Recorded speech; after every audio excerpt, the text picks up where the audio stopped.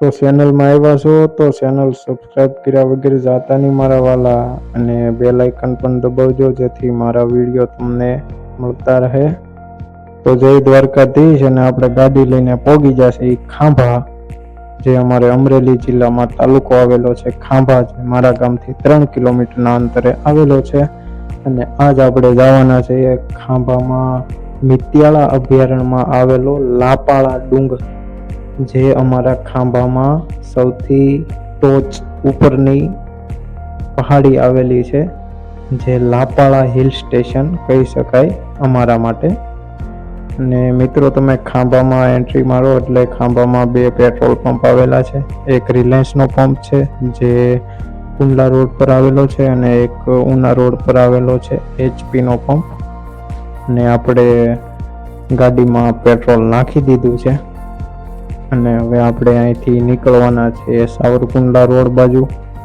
ને સાવરકુંડલા રોડથી આગળ વધીએ આપણે એટલે પેલું ગામ આવે છે નાનુડી, જે લાપાળા ડુંગરની નીચેના ભાગમાં વસેલું છે આખું ગામ, જે ગામનું નામ નાનુડી છે।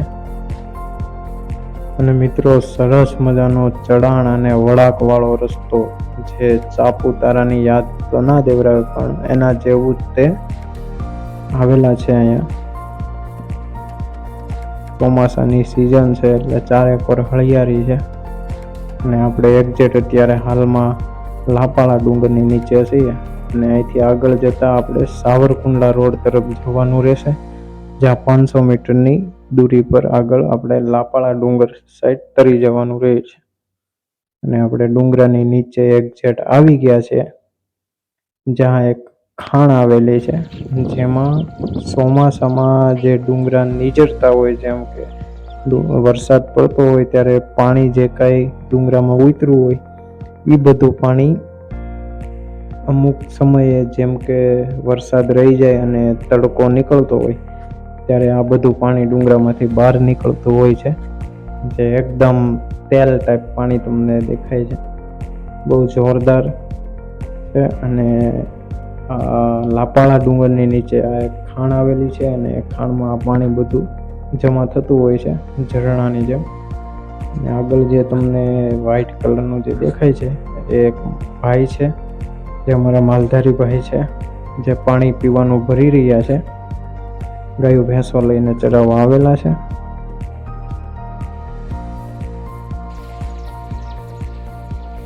મિત્રો, આપણે હળવું આગળ વધીએ, હવે ડુંગરાની નીચે એક્ઝેક્ટ આવી ગયા છે, તળાવ આપણે જોઈ લીધું, અને જરાક આગળ વધીએ એટલે એક મશીન પણ રાખેલું છે, જે આપણે કાઠિયાવાડમાં તો મશીન જ કહેવાય છે, હેડ પંપ કહો તો બી ચાલે।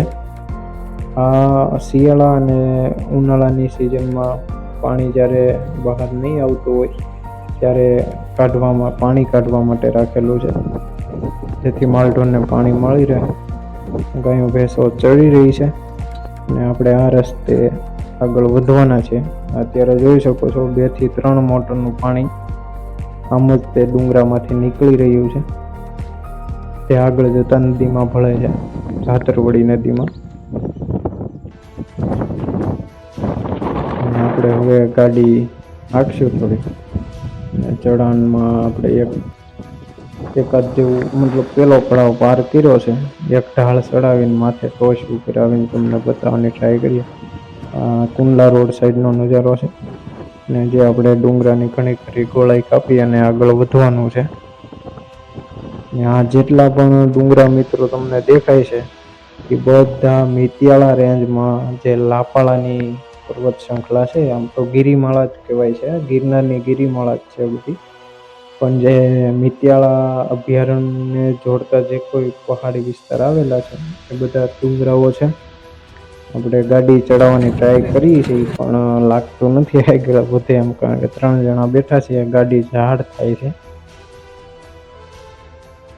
અને આગળ જેમ જેમ આપણે વધતા જઈએ એમ લાગે છે કે હવે 2 માણસોને ઉતારી નાખવા પડશે। ભાઈને ઉતારી દીધો છે, હું જો ગાડી લઈને આગળ થઈ ગયો છું, ગાડી એકલો હાંકીને આગળ જાઉં છું, ને 2 મિત્રો છે, પિયુષ, જે મારા કાકાનો તો આ છે મિત્રો આપણે મિતિયાળા રેન્જ છે, જે ગીર વિસ્તારમાં આવે છે. મિતિયાળા અભયારણ્યના જે આ ડુંગરા તમને દેખાઈ રહ્યા છે.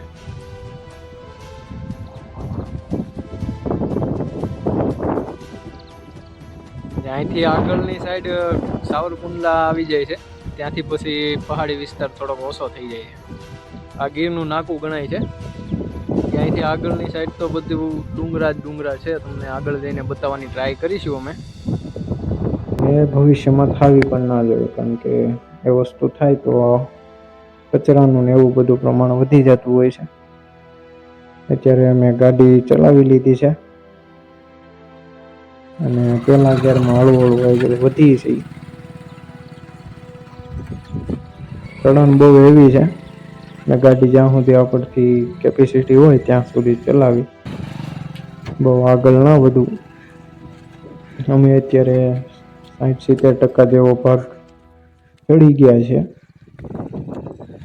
એમ તો મને નથી ખબર, પણ આ તો વિડીયો આખો બનાવેલો છે એટલે હવે આઈડિયા આવી જાય. હવે 60-70% આપણે ગાડી ચડાવી દીધી છે.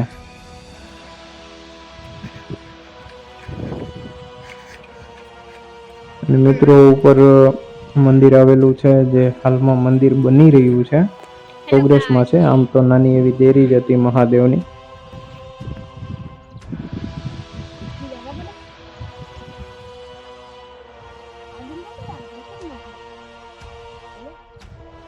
ડુંગરો સામેનો આપણે હમણાં ત્યાંથી આવ્યા ઈ રસ્તો છે થોડોક હાર્ડ. એક જણો ચલાવી શકે ટુ વ્હીલ, 2 જણા તો ન ચડે અહીંયા.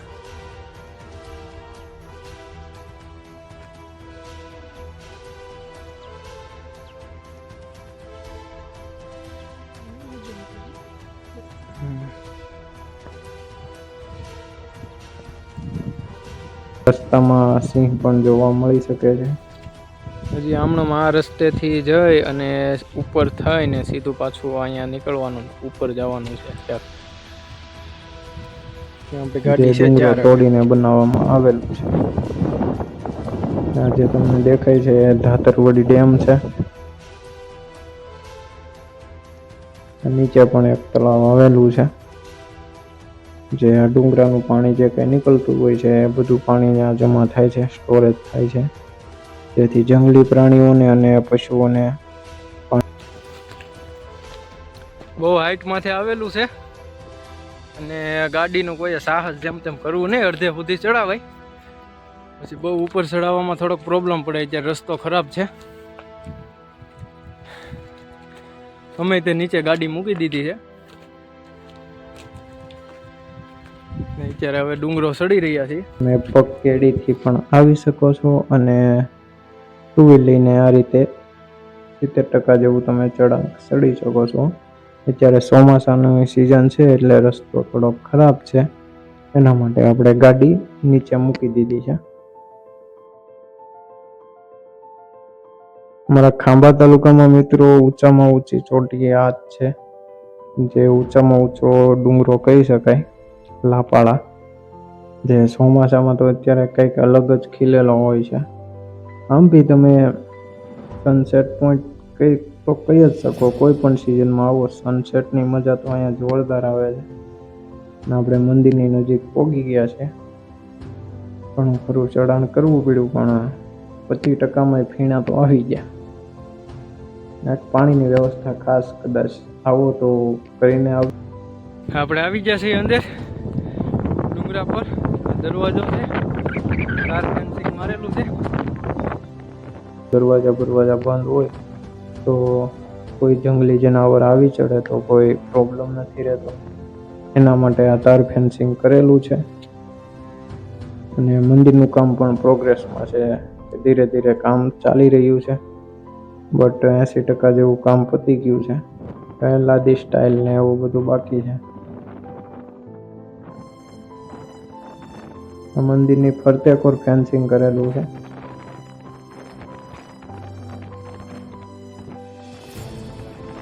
અને કારીગર મિત્રોને પણ સલામ છે ભાઈ, કે ભાઈ એટલી હાઈટ પર તમે અહીંયા તો કોઈ ક્રેન કે એવી કોઈ વસ્તુ નથી, પણ એટલી હાઈટ પર આ બધી સામગ્રી લાવવી એ પણ બહુ વંદનીય કામ છે. અમારા કાકાનો છોકરો છે પિયુષ, અમારે ભાઈ છે બીજા પારસભાઈ છે સાથે. આ મંદિરનું કામ તમે જોઈ શકો છો. અહીંયા મહાદેવનું મંદિર બની રહ્યું છે. અને આ જે ડુંગરો દેખાય છે ત્યાંની નીચેના ભાગમાં નાનુડી ગામ આવેલું છે. અને અહીંયા ઉપર આ જે જૂનું દેવળ છે મહાદેવનું એ અહીંયા છે, જે મંદિર બની ગયા પછી પ્રાણ પ્રતિષ્ઠા કરીને મંદિરમાં સ્થાપિત કરવામાં આવશે. ડુંગરાનું પાણી છે. એક વસ્તુ તો છે મિત્રો કે ભાઈ, જે મજા નથી દુનિયાના ટોળામાં એ મજા છે આપણે આ ગીરના ખોળામાં. ગીર તો ગીર છે મિત્રો. હા, તમે સાપુતારા, આહવા, ડાંગ બધે ગયા હો તો એ બી બહુ મસ્ત જગ્યા છે. પણ જે ભાઈ જે ધરતીમાં આપણે મોટા થયા છે અને એ ધરતીનો આપણને એક શાંતિમય વાતાવરણ અને શાંતિ મળી રહે એવી જગ્યાઓ પણ આવેલી છે. અહીંયા આવીને તમને સુકૂન મળી જાય. હાવ ક્યારેક અનુભૂતિ કરવા ખાસ આવજો મિત્રો. આ જગ્યા આપણે ખાંભાથી 3 કિલોમીટરના અંતરે આવેલી છે અને સાવરકુંડલાથી 30 કિલોમીટર જેવું અંતર થાય છે. જે તમે અમરેલીથી આવો તો અમરેલી કોડીનાર જે હાઈવે આવેલો છે એના પર ખાંભા નજીક 3 કિલોમીટરના અંતરે આવેલો છે, કુંડલા રોડ પર. આ જે રોડ દેખાય છે એ સાવરકુંડલાનો રોડ છે. અને એનાથી આગળ જે આ ક્રોસિંગ પડે છે એક અમરેલી જાય છે, એક સાવરકુંડલા, એક ખાંભા.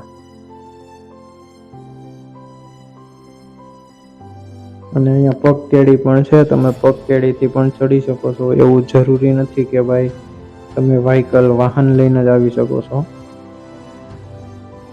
નીચે વાહન પાર્ક કરી અને ઉપર તમે ચાલીને પણ આવી શકો છો. તો ખૂબ જ તે સૌંદર્ય ભરેલી જગ્યા છે. ચોમાસામાં હું આવ્યો છું, આની પહેલાં પણ આવેલો છું. ત્યારે ઉનાળામાં આવેલો ત્યારે તો અમે અડધો ડુંગરો ચડ્યા હતા, આખો નહોતો ચડ્યા. પણ આ વખતે ટ્રાય કરી આપણે કે ભાઈ તમને બધાને આખો બતાવવાની ટ્રાય કરી ડુંગરો. તમે આ રીતે કે ભાઈ અંદાજ મારી શકો છો કે કઈ હાઈટ પર મેં અત્યારે ઊભો છું, અત્યારે કઈ જગ્યાએ. ફૂલ જોરદાર પવન આવી રહ્યો છે, ફોન પણ હલે છે આખો, એટલા ફોર્સથી પવન આવે છે. અને ચારે કોર હરિયાળી, ગીર ગીર ગીર જ દેખાય ચારે કોર.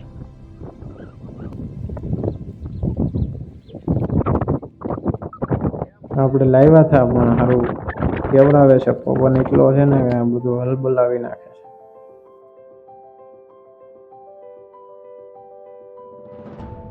આ મંદિર છે મિત્રો. ધીરે ધીરે મંદિરનું કામ ચાલી રહ્યું છે.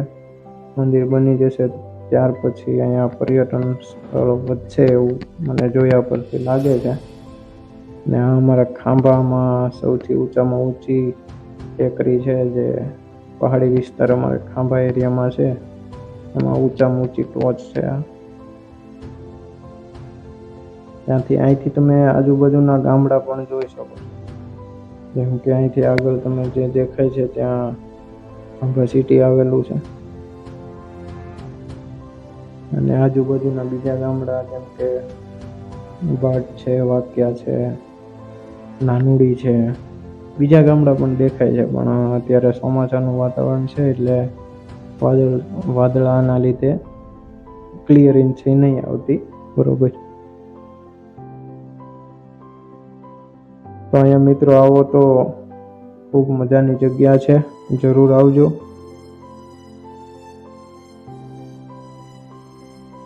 અને હા, આવો તો એક વસ્તુ મારા ભાઈ ખાસ યાદ રાખજો કે પ્લાસ્ટિક ઉપર નહીં લાવતા.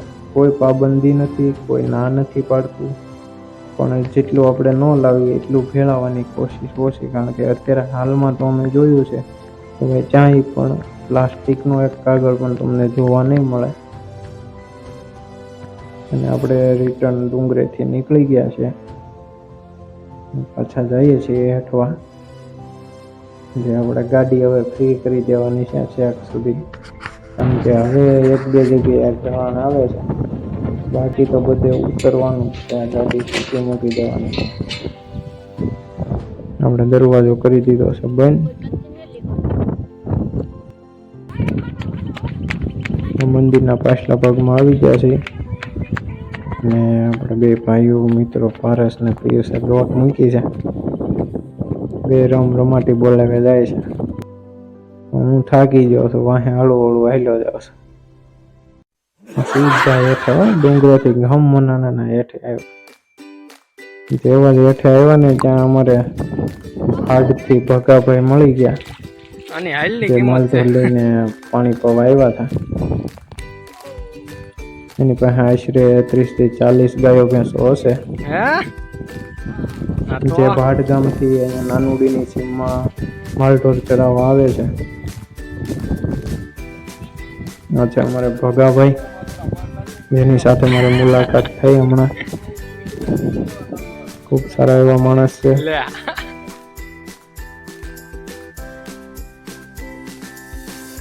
લે ભેહું તો અમુક અંદર ગળી ગઈ હતી, કારણ કે ભેંસુને પાણી બહુ વાલું હોય એટલે ગાયો અંદર ગળી ગઈ. ગાવું બધી પાણી પી અને બારી નીકળી છે. ને આપણે પણ હવે હળવું ડુંગરાથી આગળ વધીએ ઘર બાજુ જવા માટે. આપણે ગોરલ ને હાલી આવે છે બધી ગાવું. છોટે મિત્રો, છૂટો માલધારીની સંતાન વામે માલ હાલ્યા આવે. મિત્રો, આ તો લાપાળા ડુંગર. કોઈ વાર તમે દીવ અથવા સોમનાથ જાઓ તો જરૂર મુલાકાત લેજો. બહુ મસ્ત જગ્યા છે અને માલઢોર જઈ રહ્યા છે ઘરે, ને આપણે પણ હવે અહીંથી નીકળી જઈએ છીએ ઘર બાજુ. અને આ એક જે લાપાળા ડુંગરથી તમે નીકળો એટલે મસ્ત મજાના આંકવા આવેલા છે, રસ્તો છે જોરદાર. અને વિડીયો ગમ્યો હોય તો લાઈક, કોમેન્ટ અને સબસ્ક્રાઈબ કરવાનું ખાસ કરીને ભૂલતા નહીં મિત્રો, અને સપોર્ટ કરતા રહેજો. મળીએ બીજા વિડીયોમાં. જય દ્વારકાધીશ.